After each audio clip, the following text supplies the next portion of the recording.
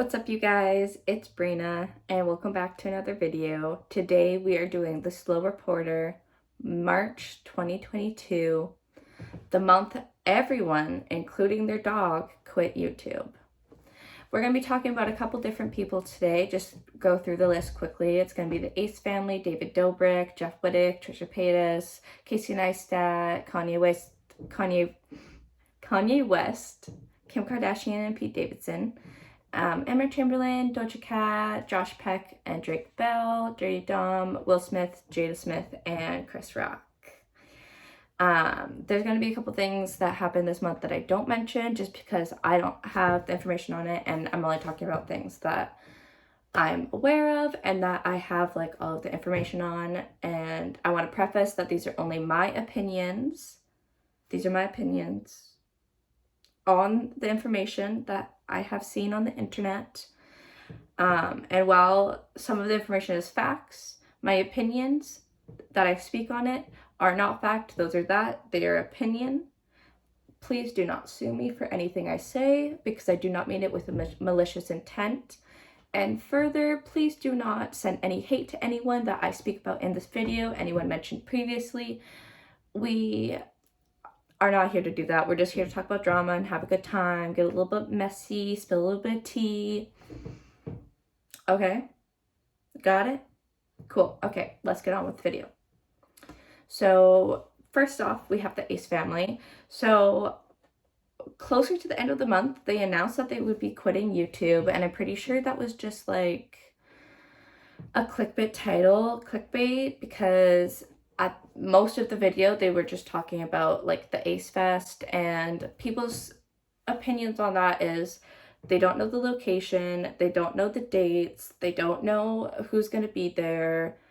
All they know is the ticket prices. And the Ace family has since come out later in the month being like, hey, everybody tries to hate us for like just giving you guys the information because we know our fans, and we know our fans are wanting to know the ticket prices early. And people just want to hate us for hitting big milestones. But it's like, no, people are thinking like you're creating another scam. Not necessarily like that it is going to be a scam, because we obviously don't have that information. But just based on the past and them admitting that they've signed up with partners who have scammed their fans, that people are just like apprehensive of Ace family things. Like, Bryce Hall is still waiting on his 5 million. Ring, ring, hello. You know? But that's basically it with the Ace family. Jumping over to David Dobrik, Jeff Whitaker. This one has been pretty messy. It's been an ongoing situation for the past couple of years, I'm pretty sure. Or past year. Anyways, so basically, David Dobrik and Jeff Whitaker are fighting about basically who's quote-unquote at fault or responsible in the public's eye for the accident that led to Jeff Whitaker's eye injury, face injury, brain injury. He's had to have multiple surgeries for it. Jeff Whitaker has accused David of lying about pressuring him into doing that stunt, and also accused David of not paying his medical bills like he agreed to. He says he's in a bad credit now as a result of David's stunt and him not holding up his end of the bargain. David, on the other hand, went on a podcast, his own, like, The Views podcast, and accused Jeff Whitaker of purposely denying him access to his medical reports, which he says intended to make him look bad. Similar to like the Hawaii trip, he said he didn't know that Jeff Whitaker had a surgery then. And he says that he needs to get like emailed and isn't like made aware of when surgeries are happening. And he also accused Jeff of being responsible for the accident, ironically. And his reasoning was that Jeff sent him a DM video of someone doing the same stunt. They didn't get injured though, by the way. And apparently that is reasoning that Jeff asked David to be irresponsible and smash his face into a crane. Moving on, because I think we can all kind of gather from my tone how I feel about that, I think it's kind of bullshit, honestly. I guess we're not moving on. I don't know how David Dobrik could, like, do that to someone. And, like, yeah, maybe he feels guilty. I'm not saying he doesn't. But you're gonna do that and then still say, oh yeah, but he sent me a video. I'm not at fault. It's not like I intended to hurt him. Like, yeah, you didn't intend it, but you also weren't operating it legally. You weren't operating it responsibly. You weren't doing what was in the best interest of your friend whose life was in your hands. You were just doing what was in the best interest of yourself, thinking you were gonna, like, get a viral video out of it, you know? And this isn't the first time that he's done irresponsible stuff in the past. We will be discussing some of that stuff later. But moving on to Trisha Paytas. Trisha Paytas on TikTok attempted to call out Jason Nash for the whole mental health hospital thing again, but people, like, ignored her and were basically just like, girl, you got canceled because people aren't a big fan of you, not because people didn't believe that they filmed you in the mental hospital against your will. Like, it was completely unrelated to that. Like, we already know that happened to you. Additionally, she tried to, like, get frenemies to happen again, but Ethan was like, fuck that, no, I'm not gonna work with you again. And honestly, I'm pretty interested to see what happens, considering she's now pregnant, and that means that Hila and Ethan will be an aunt and uncle on Hila's side, with, like, Trisha and Moses' kid. So they're gonna obviously, like, we'll see what happens, I guess. I don't know. Moving on to, like, some less unrelated news, just briefly, Casey Neistat released a documentary on David Dobrik that everyone said was trash, almost like a David Dobrik apologist video. Like, the short clips I saw, it was uncomfortable. I didn't know if they were trying to, like, make David look better or not. And Casey Neistat is friends with David Dobrik, so I understand, like, maybe the uncomfortability there, but at the same time, I wasn't a fan, you know? I wasn't a fan of what I saw, and I was like, Casey, this isn't a good look for you. You could get yourself canceled by trying to defend someone's idiotic actions, okay? On more unrelated news, Kim Kardashian, Kanye West, and Pete Davidson. The divorce, the Instagram, okay. You know, I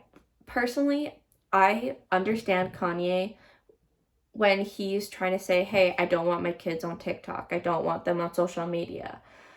Is that necessarily his sole choice? No. Is it necessarily Kim's sole choice? No.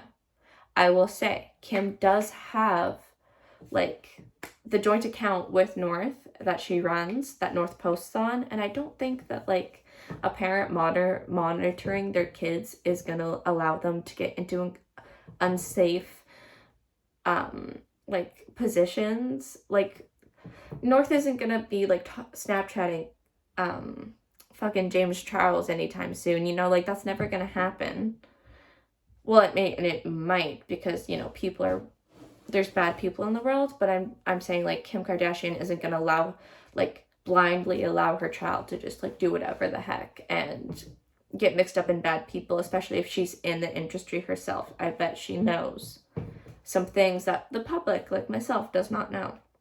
Okay, but the one thing I actually really want to touch on is Pete Davidson's harassment of Kanye West.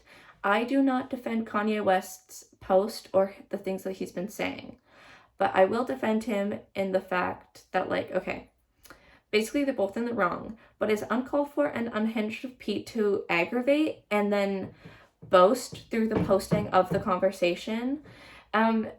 Like, the way that he's trying to criticize Kanye West for doing that, but then he goes and does the same thing, or he doesn't even have the balls to do it himself. He gets someone else to do it, which just leaves a bad taste in my mouth. Like, it tastes like the burnt skin of a branding, you know? Not about it. But that's that on that. I'm sure you guys all have heard this topic to filth. But yeah, I just wanted to, like, throw a little shade onto Pete Davidson for, like, being in his high horse and thinking he was doing so much better when he's doing the same thing that he's criticizing Kanye for doing, you know? Okay, anyways, Emma Chamberlain. Emma has been pretty quiet on YouTube recently, which is fair. She went on the Call Her Daddy podcast, and then she also announced that she would be leaving YouTube due to her mental health. And just quickly on the Call Her Daddy podcast, I feel like I watched it, okay?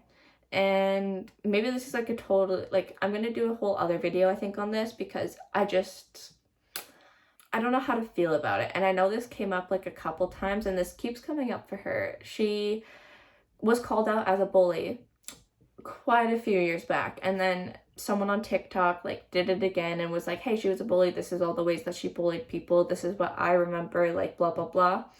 And then Emma's like explaining this, and she starts screaming and being like, well, if I was a bully, then I don't remember, like if I hurt your feelings, like sorry, blah blah blah, and was like actually shouting, and it was actually pretty uncomfortable. And I was like, you're trying to convince us that you're not a bully by bullying us into thinking you're not a bully. Like, am I wrong? But in other related news, another quitter we have this month is Doja Cat. She was called out for she was called out for a lot of things. She was called out this month for the whole Lauryn Hill slandering that she did, where she rejected the plastic surgery claims and calls her a bitch, and who needs to get work done, to Lauryn Hill, which is just, girl, don't do that. And says it's because she's skinny and confident doesn't mean that she has work done. She was heavily criticized for her comments here, and I think that's also led to like what she said after, or like, I guess that led to like the final quitting moment. You know, it just kind of escalated this month, and she was not having a good PR month, okay? For March, not her month. And, you know, it led her to be like, I'm quitting music. No one appreciates me. Not one person was waiting outside my hotel after, like, a storm. How dare they? You know? And I was like, honey, just because no one's there doesn't mean people don't care about you. Fuck. It was like, I got secondhand embarrassment from that, honestly. I did not know why she was doing that, okay? But yeah, so she did that, and she was ostracized on Twitter as a result. Okay, now, moving on to Josh Beck versus Drake Bell, and this is like the ding ding ding battle of the showdown. We got this from Josh Beck like a long time ago. I couldn't tell you when, but back when he was like hanging out with David Dobrik all the time. If you're wondering why I'm looking down, it's because I'm reading notes that I wrote on it. Okay, anyways. But I think it was also became public, I think it was also when it became public that Drake Bell, was a child G-word, with like that 15-year-old thing. Yeah, Josh Beck made it public that him and Drake were not close, or as close as like Drake was making it out to be. He was not invited to the wedding, and that they weren't actually friends. And I understand why he wanted to separate himself from Drake, who was arrested. But recently this month, Drake has started a podcast with his wife and child, who let him have access to children. But he basically said that he argued that him and Josh were indeed friends, and then it changed. The story changed when he got hate on how Josh asked him to apologize to his wife and not him for the like things he tweeted on Twitter about not being invited to the wedding, but that they were cool. So basically Josh was right, and Drake just confirmed the story and looked like a total idiot who didn't know his own side of the story, and he kept changing it. It was embarrassing. So that's that. And I mean, I can't blame Josh Peck for not wanting anything to do with him, because I wouldn't want anything to do with a criminal either, even if we did film a show together when we were like 12 to 15, you know? Like, no thanks. It's embarrassing, but not as embarrassing as Dirty Dom. Dirty Dom, the man-child who got himself banned from TikTok this month after spreading false news that he was the one to crash the Tesla during the Tesla jump, seen both in David Dobrik's vlog a couple of years ago, and then also on Alex Choi's vlog channel recently this month. He faced criticism and was wanted by police, but unfortunately would not get arrested. He should be locked up for his essay charges that he, well, alleged essay, in my opinion. Don't sue me for my opinion. He should be arrested though, personally, I believe. I think in my heart, that man should not be in the public, but thankfully he will not have access to TikTok. I don't know if it was a permanent ban or a temporary ban. Let me know in the comments below if you do. And moving on to our last topic of conversation, we have Will Smith, Jada Smith, and Chris Rock. Okay, well, basically, Will Smith slapped Chris at the Oscars. If you want to see the full explanation of it, you can check out my last video. I will try to figure out how to like link it in the card or have it like come up on the screen somewhere.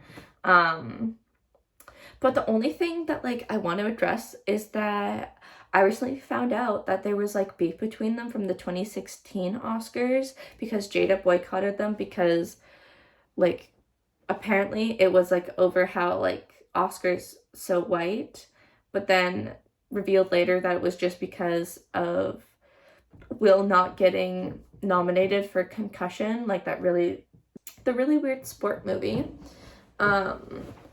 And I just, yeah, like that. So they've had beef for a while.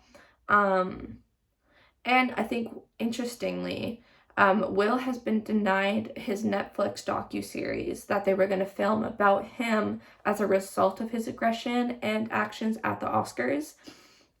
And I guess the last question I have for this is, do you guys think Will Smith will continue to lose roles as a result of what happened, like in the future? Or only time will tell, I guess. Like so far he is. We'll see what happens. So that is it for today's video. Thank you so much for tuning in. If you have any comments on any of the drama that I talked about, please leave it down below. If you have anything that you wish I covered, let me know. Shout it out, and I will maybe see if it's still relevant enough for me to talk about, because the internet's an ever-changing place. And a couple of honorable mentions that I didn't mention because it felt like not as important. There was, or I guess maybe it was because it was April, but I want to talk about it, so maybe I'll just save it for a next video. I will see you guys in the next one. Bye.